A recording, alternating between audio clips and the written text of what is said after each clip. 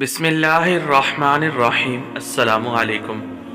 गुनाहों की मुआफ़ी की सूरतें। इमाम इब्ने तमीमा रहमहुल्लाह फरमाते हैं, मोमन से जब गुनाह सरसद होते हैं तो उनकी तलाफ़ी की 10 सूरतें होती हैं। नंबर 1, तौबा कर ले। नंबर 2, इस्तिग़फ़ार करे। नंबर 3, कोई नेकी कर ले जो उस गुनाह को मिटा दे।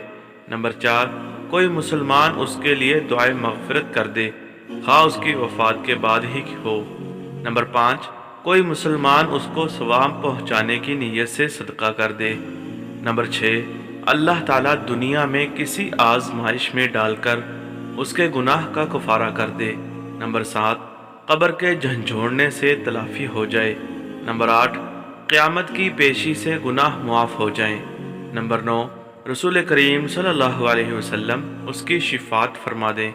नंबर 10, रब रहीम उस पर रहम फरमाते हुए बग़ैर हिसाब ही बख्श दें।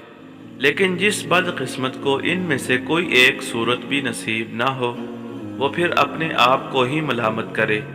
अल्लाह रब्बुल इज़्ज़त हमारे सब गुनाहों को मुआफ़ फरमा दे और हमें बग़ैर हिसाब के जन्नत में दाखिला अता फरमा दे। आमीन।